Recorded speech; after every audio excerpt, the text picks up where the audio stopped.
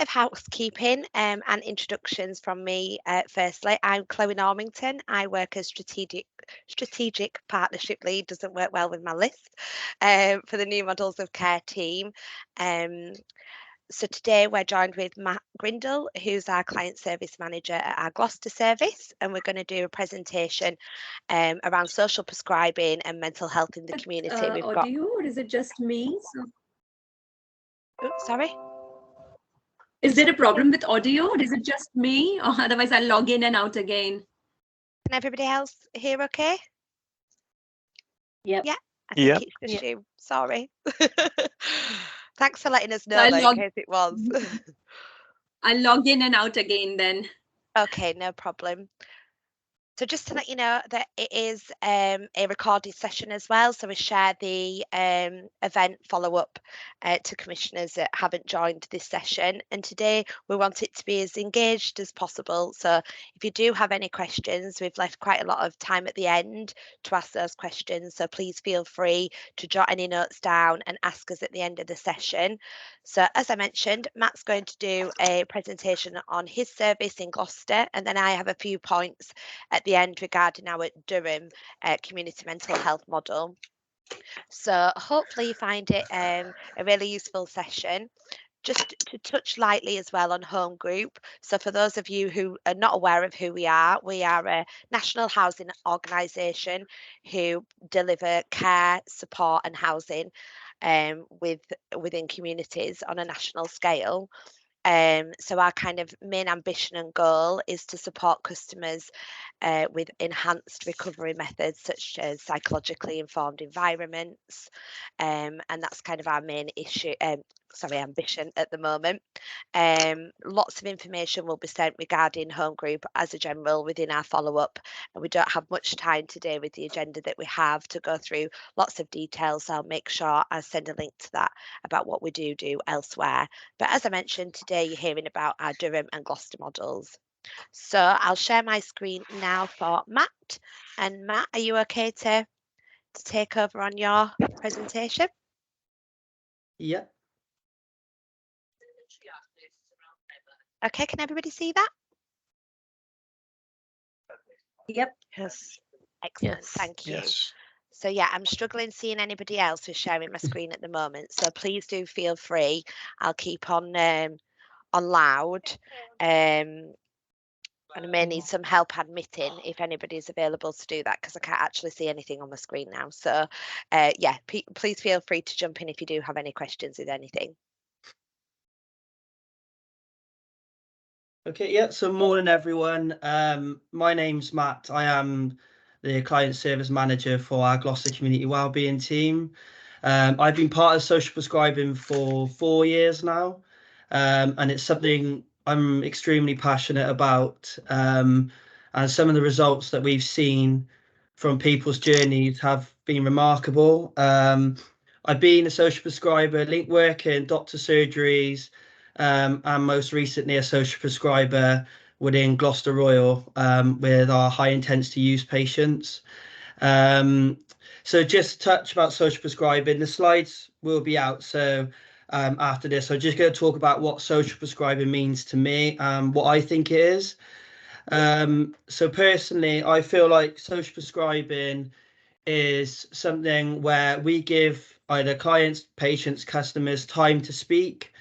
It's something where we feel like a lot of the time, maybe in certain appointments elsewhere within the sector, they don't have that time that we can provide to talk about their story, what they've gone on in their past, like any traumas or anything like that.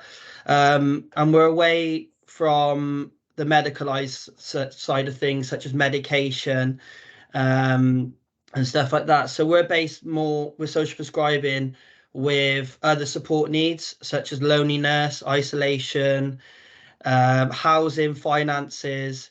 And then as a social prescriber, we're normally deemed as like the middleman. So we are, as a part of our job role, is to go out and find out what's going on in the community, different groups and organisations that are out there, and have a really good knowledge of what's going on, and then bring those support needs to and the information to these different clients or customers, to tell them what's going on out there. Social prescribing for me is definitely promoting independence. So what matters to me approach, kind of working together to identify different support goals, instead of saying, oh, I feel like you need help with this or that. Is kind of trying to encourage someone to identify what they feel like they need to change in their life. And one of the biggest steps I always say to someone is actually acknowledging that you've got a problem, such as housing an issue or finances or debt. It's a massive step in your journey to where we want to be and where they want to be. So really, for me, it's just kind of really focusing our support around that person.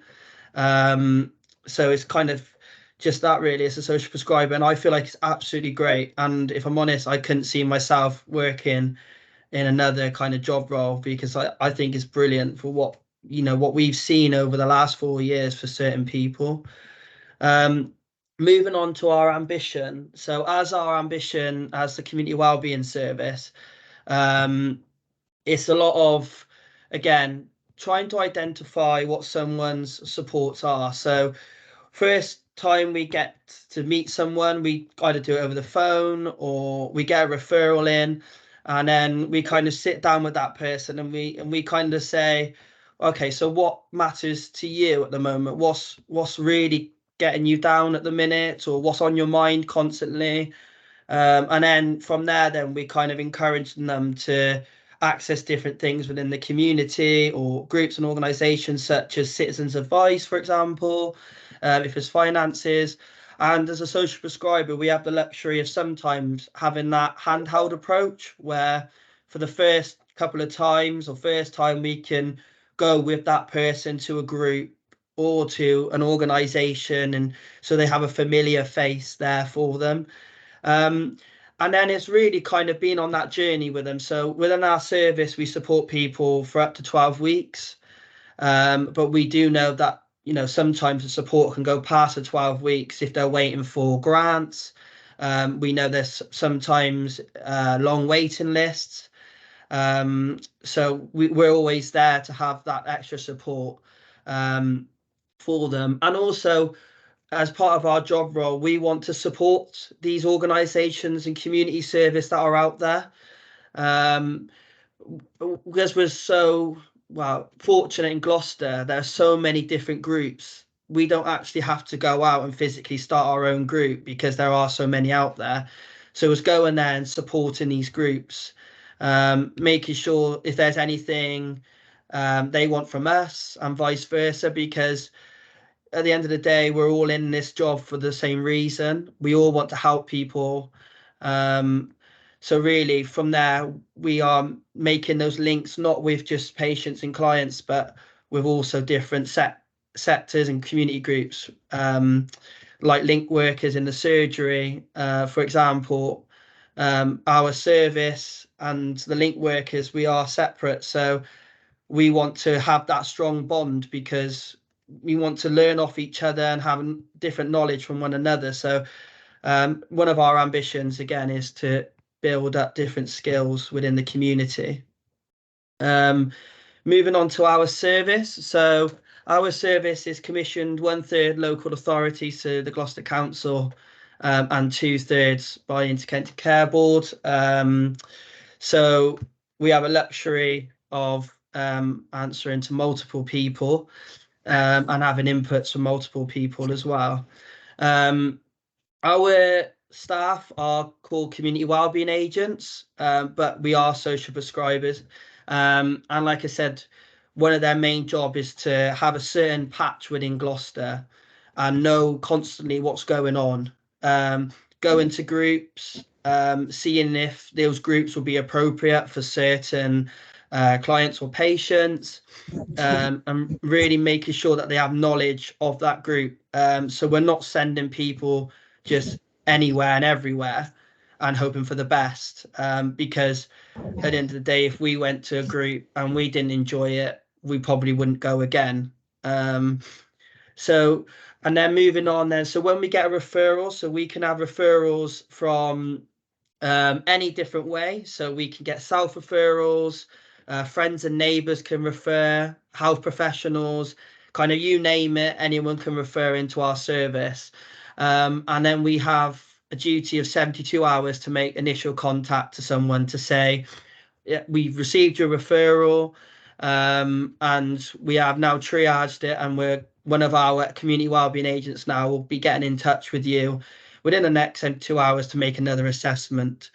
And then in that initial assessment or conversation is where we go through kind of different techniques to find out what they're struggling with in life at the moment. And that can be from anything. So our remit, we can support with bereavement, housing, finances, mental health and well-being, long-term health conditions.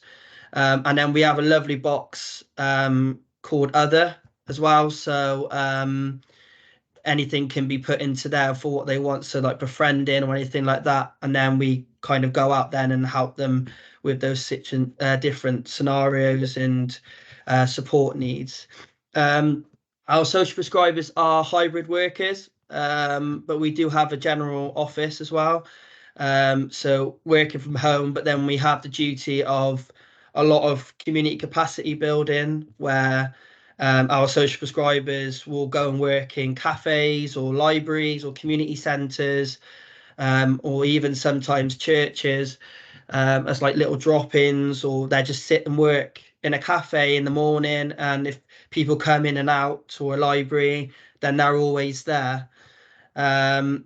There's no time limits on assessments or appointments.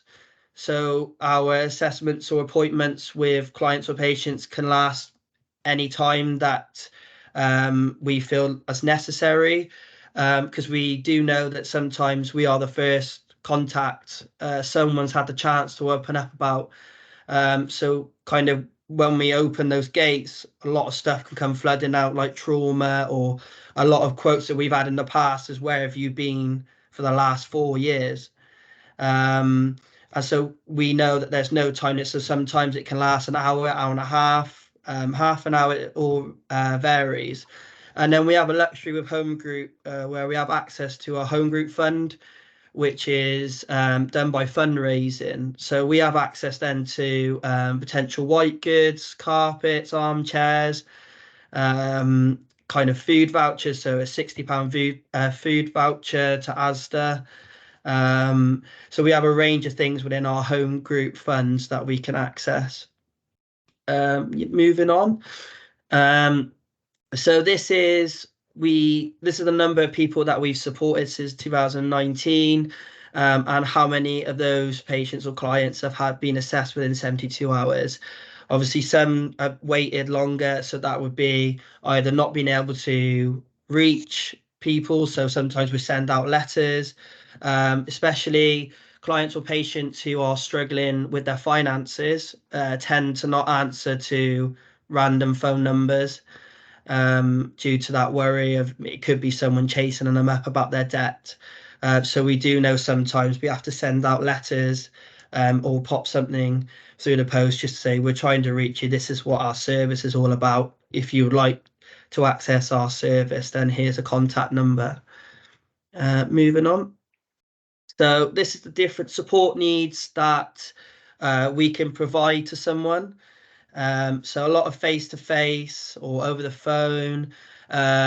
Since the pandemic, we have seen a spike in telephone appointments where we have noticed that a lot of clients and patients now have either developed mental health, such as agoraphobia, or a real anxiety around going out because of COVID and the pandemic. So we have a lot of telephone appointments at the moment before reaching that face-to-face appointment. When I was a social prescriber in a doctor's surgery, we had someone with agoraphobia, and we managed to go through that step-by-step process where we met them in the house, then at the front door, then at the front gate, and then we went for a walk up the street and back, and then in an actual cafe then. So that's the luxury we have as a social prescriber, that we can go step by step with someone and go through their journey together. Yeah, next. So this is the impact from our most recent report that we've had on the health services. So starting with GP appointments, the light blue is what our commissioners forecasted the GP appointments within Gloucester would be, and then the dark line is what actually the number of GP appointments have been. We have on the 0, for example, we have actually matched that, but over the last 4 years has been a recent trend. I'm not sure if it's the same elsewhere, but over Christmas time, we feel like the health services do get a massive bombardment of patients going into ED or hitting GP surgeries, especially in A&E. A lot of patients can see it as a warm space because sometimes they might not be seen for a long period of time, and within there they've got heating, electricity. So that's why sometimes we do see a spike. But then that's when a social prescriber would come in and say, do you know there's actually warm spaces around the city which are doing the same, but without actually coming into hospital. You can go in to a warm space, meet other people that are going through the same as yourselves. And then within that, then they're building friendships or bonds as well as being within a warm space. Yeah, next. So this is our ED attendances. Again, light blue is what our commissioners forecasted, and actual is the dark. So we've seen a significant drop in ED attendances, especially since our high intensity user project pilot scheme, which I'll be going on to next. And it all depends for cost saving. We got told that it's always dependent on each person individual. So whether they have their blood taken, or if they have their blood pressure or anything like that. So whatever support they get within ED may depend on the cost saving that we would then see. And our stats are recorded by NHS numbers. So from our monitoring, we send NHS numbers off to our commissioners, and then they do the contract monitoring, where they'll be able to gather these stats then through NHS numbers. This is a case study from one of the team. So I suppose we can give a couple of minutes just to read through a case study, or if I can always move on and take the time to read after.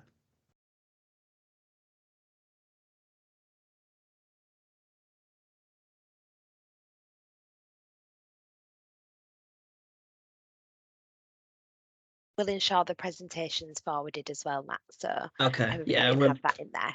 So yeah, get that one. we won't. So yeah, moving on to our high intensity user project. So this is a pilot scheme. So this is based within Gloucester Royal. We have one of our high intensity user social prescribers on the course, Ajida. But yeah, so our main focus on this project, which is funded by the ICB, is to reduce 111, 999 calls, hospital and ward admissions, A&E attendances, and ambulance call-outs. So we get a report every 3 months of how many attendances has happened within Gloucester Royal. So ED attendances, ambulance call-outs, like I said. And then what we do then as a social prescribing team. So we have 2 social prescribers. We have an ED doctor, a doctor in pain management, and the safeguarding lead at the hospital. So that's our little team.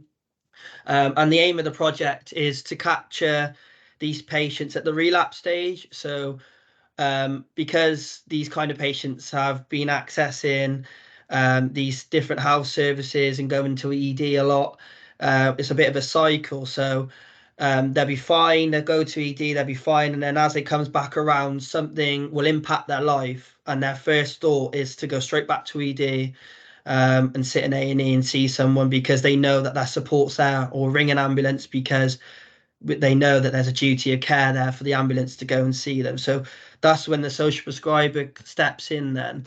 And that's where this project's a bit different to our community wellbeing service, because we go have that a bit more above and beyond support, where a lot of mental health support. So the kind of people that we're seeing in this project is high suicidal thoughts or ideation, and a lot of the time we're there for them when they're having these suicidal thoughts, and they know. And within this project, there isn't a time limit of how long we support that person, because we know at any point something could impact their life and then they're back to where they started. And yeah, so, and then like I said before, the cost saving is calculated via the hospital depending on the difference to what they had before, the past year before social prescribing to now, and what kind of different support they get when they're attending ED. So this is our referral pathway. So the hospital reports that CCG list identifies the top 20 to 40 of who has been accessing the hospital or ambulance call-outs or 111 the most within Gloucester. And then the team then, without the social prescribers, so the 3 doctors and the safeguarding lead, then they call it a sifting session. So they'll identify people who they feel like would be most suited to social prescribing, and then people who are more medicalized. So then we have something called a HIU clinic, where the social prescribers then will come into clinic and kind of tell patients then what social prescribing is and kind of sell social prescribing, and then see if the patient takes up social prescribing. And then if we do get consent from the patient, then that's when the referral is made. So this is just a case study again. I don't mind if you want to flick through or see. So this is one of mine from when I was a social prescriber within this project. So this person was coming in quite frequently for different things, and after initial conversation and what actually mattered to them, they didn't believe that people believed that they were suffering from mental health because they've never suffered from it before. So they had a trauma in their life, which then sparked depression and anxiety. And due to work didn't believe this person because they've never showed signs of mental health before. So then this is where a social prescriber was able to come in and identify really what mattered to them and why, what happened in their life and how we can get through this transitional period. So again, moving on, we was able to do different things. So one-to-one support, weekly calls, referral to do 2 different types of mental health. So one, which is QL, which is online, and then Let's Talk, which is face-to-face. So they had the different aspects of mental health support. A support and letter from a social prescriber to their workplace to explain what's going on, what mental health is, because a lot of workplaces are kind of adamant about that, and I feel like a lot of people can always learn about different things. So describing what mental health was, describing what the patient was going through, and then what the step-by-step kind of plan was, which was all given by consent as well by the patient. And then we was able to give relaxation techniques such as breathing techniques for the patient as well. And then this is what happened after. So the patient accessed to 2 different types of mental health support. Through our home group fund, we was able to get a new fridge, freezer and cooker. So this person actually had no fridge, freezer or cooker whatsoever, couldn't afford it. And again, that was another thing that happened in their life where they lost a lot of money. So they had very minimal within their home. And then we did see a de-escalation of suicidal behavior and thoughts from this, from the techniques and being there for someone. Moving on. So from the figures then from this one person, so 72 points of contact with a social prescriber, 5 connections to external organisations via referral, and then 4 phone calls to their GP to get more evidence from the GP to state, yeah, we agree they're going through a bit of a tough time, they are suffering from depression, and then this is what we can do. And then from that, then the blue is ED admissions. So before our support, they had 17 admissions to ED and they had 3 ward admissions. And then after our support, they had no ward admissions and their appointments and admissions dropped to 1. And then on the CCG data, so we got the hospital data and the CCG data. Again, ED admissions dropping, and 111 calls also dropping. And then moving on to the Durham project. Yeah, just before I go into that, questions will be given a choice for questions at the end, so please do write anything regarding that service. This one won't take very long. It's very similar to the social prescribing service, but this is our Durham Community Wellbeing service, and I wanted to highlight kind of the difference between this and the social prescribing, because ultimately what these are mental health models supporting customers within the community. So I think it's really good to have the different perspective from both of the models and how they are and work quite differently. But I think overall, our main goal and ambition is to understand the challenges in each region and develop models that are quite bespoke and built depending on that specific region's issues. So I wanted to just highlight this model quite quickly. So Durham Community Wellbeing Service was implemented in 2003.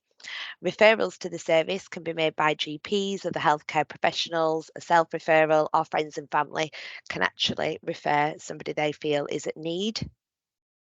It delivers wellbeing and recovery outreach services and ICB services, and I've listed below here the difference in both of those services. So on the left, you have your wellbeing and recovery service. On the right, you have your ICB funded services. So that encompasses floating support, open access groups, and volunteering and befriending for the wellbeing and recovery service. And the ICB funded service is support recovery service with personalised plans, which starts the recovery, physical activity services, which reviews and improves those lifestyles, and supported volunteering service, which provides community engagement opportunities, reducing inpatient activities and enables customers to self-manage. So really that this service encompasses that link and experiences that enable individuals to progress into non-mental health services, more social services, or educational and vocational services. So in terms of the service delivery, quite similar really to the Gloucester model. This again focuses on supporting individuals to create their own bespoke support plans, really understand what matters to them as an individual and provide aids to help them in their recovery.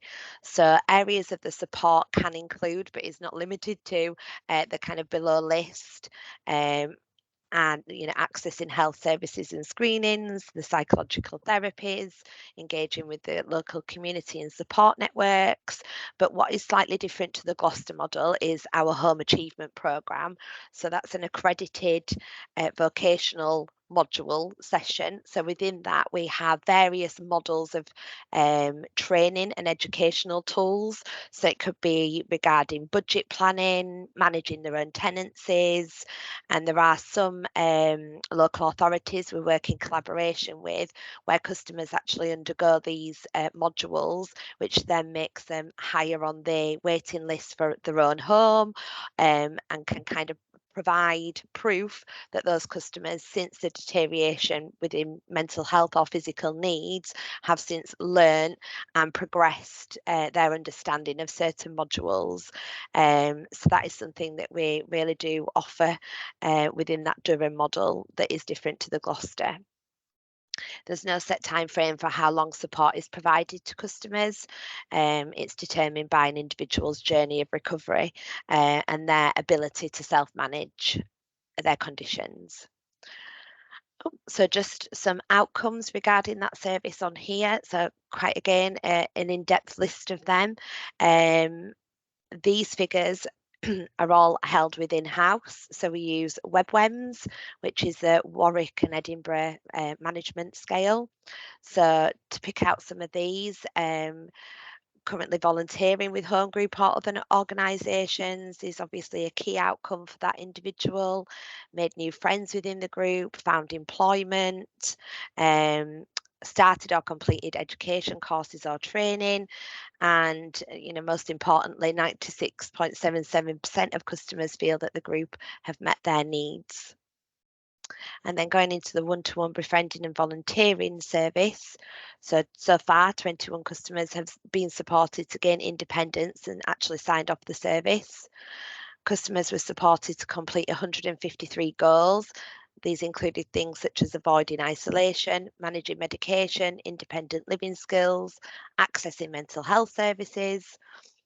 27 customers have been supported with safeguarding concerns. 5 befriending customers have been supported to gain independence and set up new support networks. And 6 volunteers are supported into full-time employment and 2 into full-time education. Just to give an idea as well of the health kind of support that we may provide, it would be with things such as managing diabetes, pain management, accessing GP surgeries, accessing hospital appointments, confidence building, social support to create new support networks. And some other kind of outcomes that we've received is that reduction in GP appointments, they're less reliant on primary care services, and people are able to self-manage their health conditions much more effectively. And I received some feedback earlier on in the week regarding the client service managers from that service and some kind of key highlights for those customers. And I just wanted to share because I think there's some fab outcomes to these. So 2 customers would never leave the house and they're now attending GP surgeries appropriately. Several customers managing the diet and diabetes with lowered blood sugars. I'm getting tongue twisted there.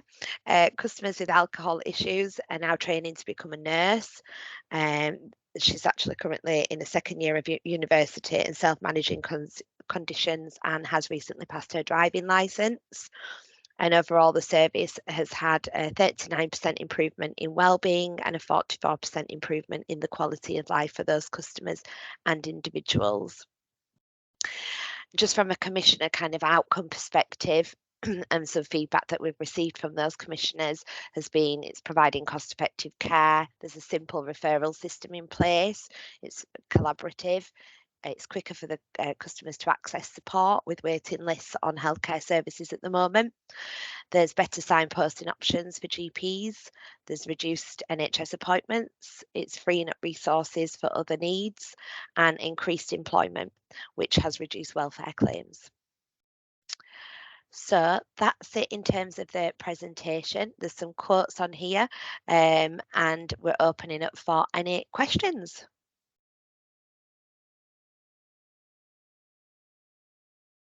Does anybody have any questions whatsoever for us? I think we got a few in the chat. Okay, fab. I'll just load that up.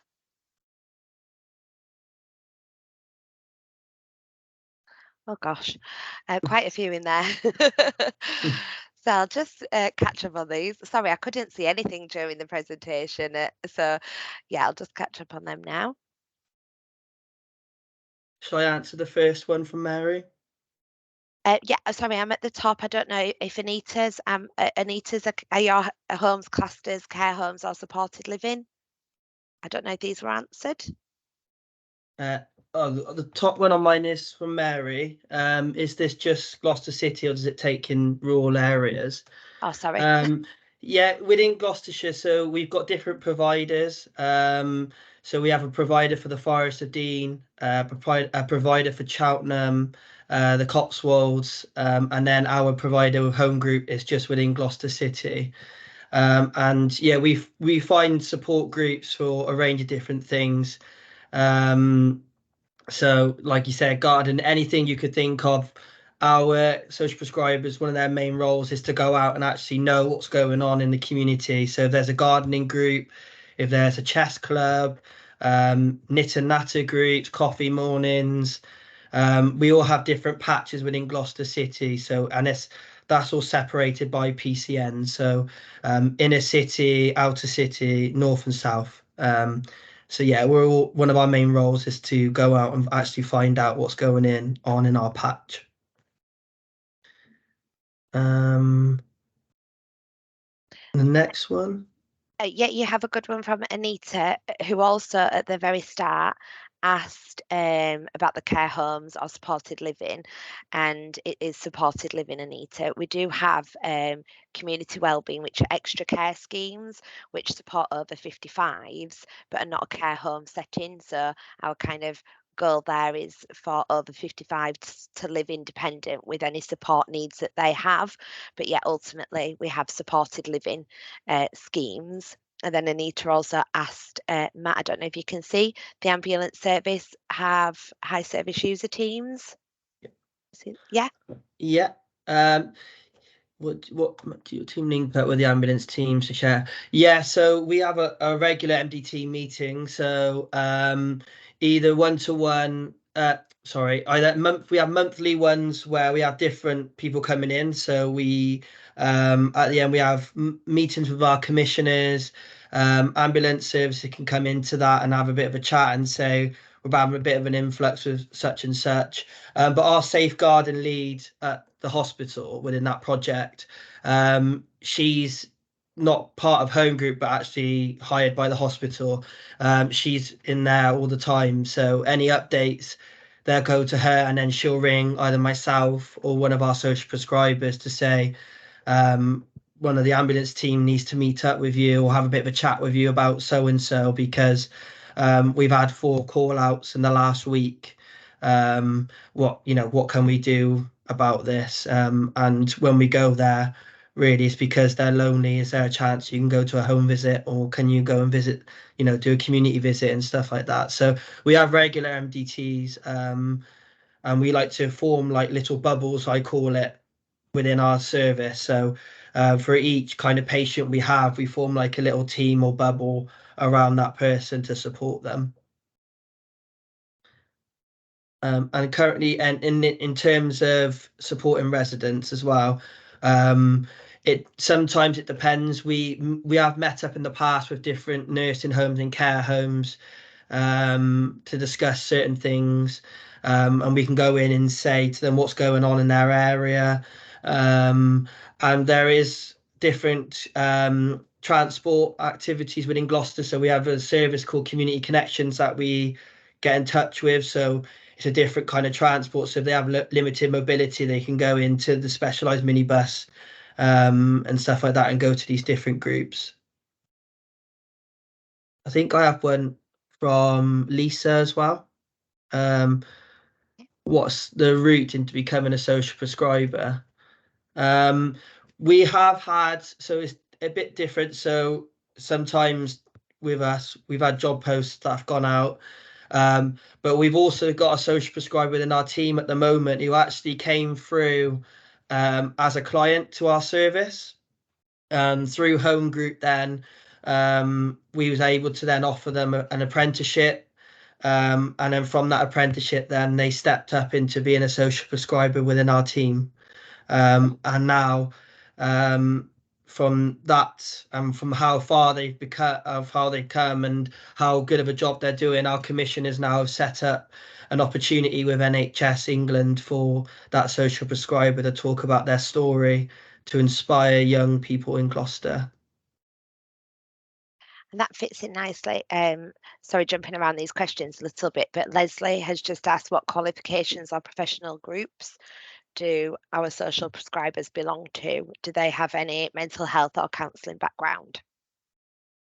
It depends. So we provide a lot of training within our service. So motivational interviewing, health coaching, mental health first aid in general, suicide prevention training.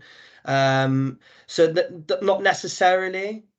We can provide all that training, and we have a really strong bond and working relationship with our commissioners. So, for example, if one of the team comes to me and says, I really need help with learning about benefits or PIP, for example, we can go to the commissioners to say what training is out there for us to access. And within home group as well, we have a lot of learning opportunities for people to access also.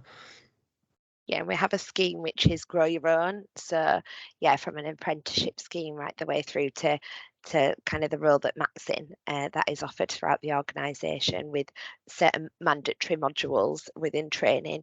But I guess as well, if we are having colleagues that have experienced those mental health breakdowns, then yeah, it's recruiting people with that knowledge. Next question we have, Matt, which is also from Leslie. Do you have any services for patients who may have anxiety due to end stage COPD and high intensity users for ED, ambulance, etc.? Yeah. Sorry. Do you have any patients? Sorry, there you go. That's a good question.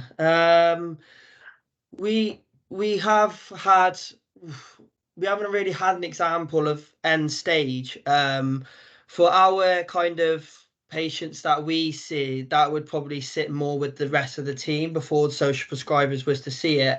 And sometimes they would ask for our input of maybe what would be useful, maybe not.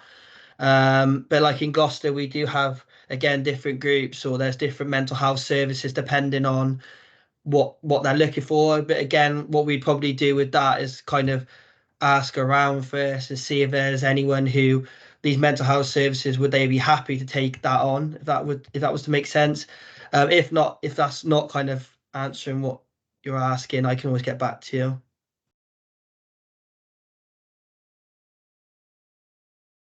Okay, yeah, we'll have a look into that, Matt, and if there's anything else needed from Leslie, we can pick that up.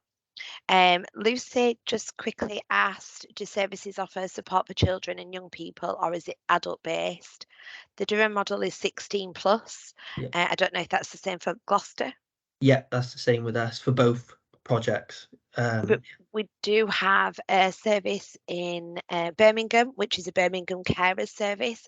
So for anybody that is a carer in the community, that service isn't capped on age. So I think at the moment we support somebody who's 2 years old being a carer, right the way through to somebody who's, I think, 86. So there's no age limit on those services. Very similar support needs in terms of that carers model, but the only difference is they are carers in the community and may have mental health deterioration due to that caring.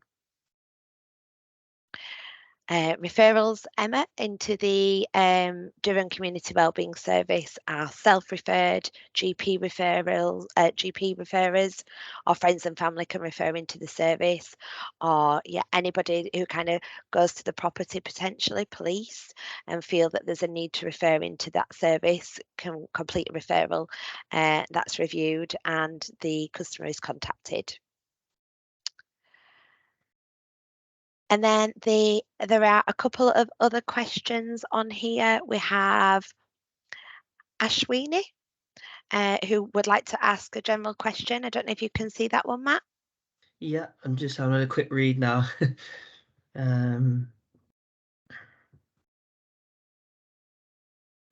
So with that, we're quite lucky in Gloucester that there is a charity that helps people whilst they're being waited to be seen by social care.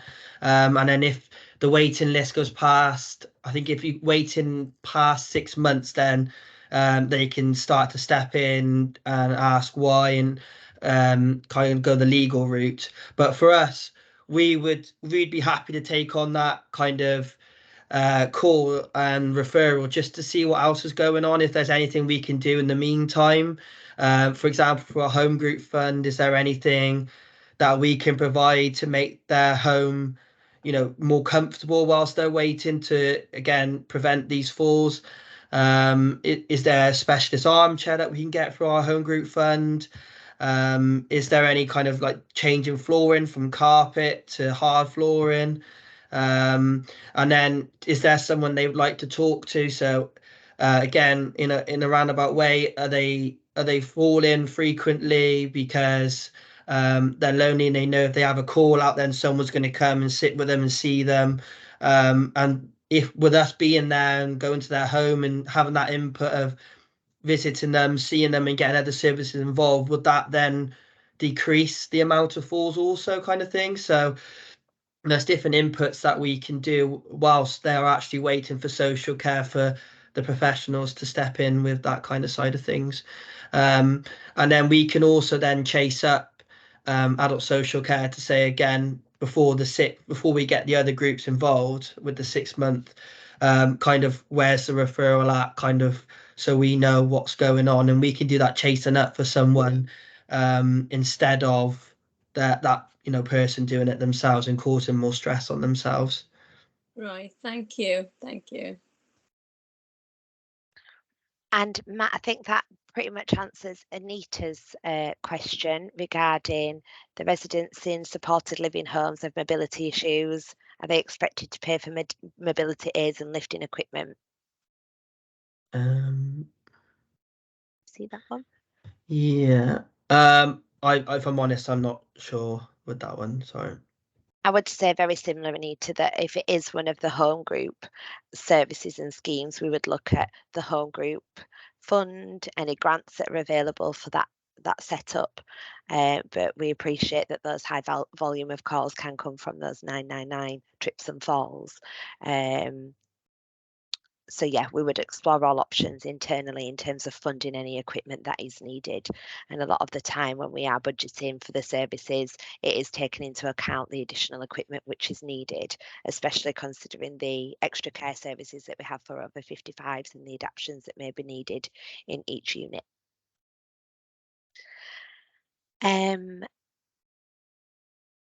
Sada? Sorry, I hope I pronounced that right. Saida, can you hear me? Saida, thank you. Yes, I can hi, hear you. hi. Hello. Hello. I just thought it was be easier to just talk. So I just wanted to understand something about the referral to Let's Talk face to face.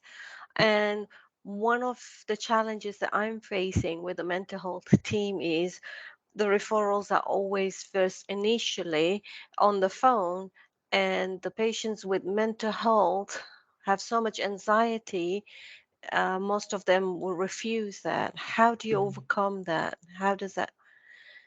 Yeah, so it depends on kind of, like we said, we will try and build up that confidence as well, so we have the luxury of going to home visits, community visits.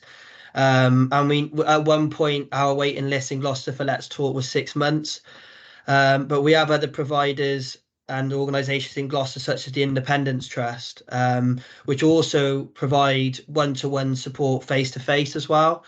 So we can go to these different organisations and groups, because sometimes we have had in the past where we will send someone to Let's Talk, for example, and it won't be completely for them. So then we can access either the Independence Trust or another place. For example, the Listening Post we have in Gloucester, which is face to face. And then also we have in Gloucester something called the Charcot Therapy Centre, which they also offer CBT face to face as well. Like I said, in Gloucester, we are really fortunate with the amount of different services and organisations that we have available to us. Yeah, and then do you find if, like with Quell, if you requested for the patient, in our case, this patient, in yours probably client, I don't know, that this patient requires even the initial appointment to be face to face, like they refuse, is that something that's successful if you were to do that, or you've had any? Yeah, we can. We'd have to, with that, we'd have to do a risk assessment for the initial to be face to face. And that would be probably going back to the referrer and just saying, is there a risk at all? And if there is, can you go into a bit more depth about the risk so we know? And then I'd probably advise our team to do a 2-to-1 visit face to face. Even it could be no risk whatsoever, but again, until we get the fully understanding of that person, then I would advise that. Okay, thank you. Matt, we do have a question from Tracy Forster, who has asked if we have direct access to an OT. We don't. For OTs, we go straight to social care and adult social care, and that's for both projects. but yeah, within the hospital though, we do have access to different services apart from OT. So there's a mental health liaison team, and there's also like different services that pop in and out of the hospital as well. So we can always catch someone and say, have you got a contact for here or here? And then we can kind of build those bridges from there. What I would touch on as well is part of the new models of care infrastructure is we do have a clinical team in-house, which where we recruit psychologists, OTs, PBS, positive behaviour support colleagues. They are to manage more complex customers within the community, home for lives predominantly, transforming care kind of cohort of customer. And we are reviewing our current infrastructure to see how those colleagues can support our wider teams, support coordinators, community wellbeing agents, not necessarily having a caseload of customers, but understanding the needs of those customers on a more clinical grounds to then spot kind of, what those care needs are and what the way to access that support would be longer term. So there is a little bit of work going on in the background around our infrastructure and how we can utilise that much better for the wider cohort of customers. But they are currently recruited and delivering care support to customers on a national scale. They are predominantly more in supported schemes. So yeah, it's about how can we get them more into the community. And I think I've covered most questions, but apologies because we kind of went up and down. If there's anybody that does have any more questions, please feel free to drop your hand up, or I'll drop it into the box. Or Matt, have I missed anything? There's one from Leslie about our raising funds for a home group fund. All right, okay, sorry. I don't know if you want to talk about that. So Leslie, how do you raise funds? All right, okay, yeah, I can see that now. Have you had to set yourself as a charity? Yeah, we are a non-for-profit organisation, Leslie. I should have maybe said that in the intro about home group. That would have been a good idea. But yeah, we are a non-for-profit organisation. But we are also funded by ICBs and local authorities. So yeah, we obviously put in bids for work, can use grant funding to set up these schemes, or yeah, we're commissioned by an ICB. Okay, thank you. Thank you. And then we have one from Gerby as well. Do staff have any access to the Home Support Fund via their local authority? With us, we have, through our commissioners, they've set up recently a personal health budget for us to access if we have to. But that is kind of like a last resort kind of funding for our team, where we'd have to go out and try and see if there's any other areas within the county we can get funding from. If not, then there is that personal health budget from our commissioners available. But most of the time, our home group fund does fortunately cover that.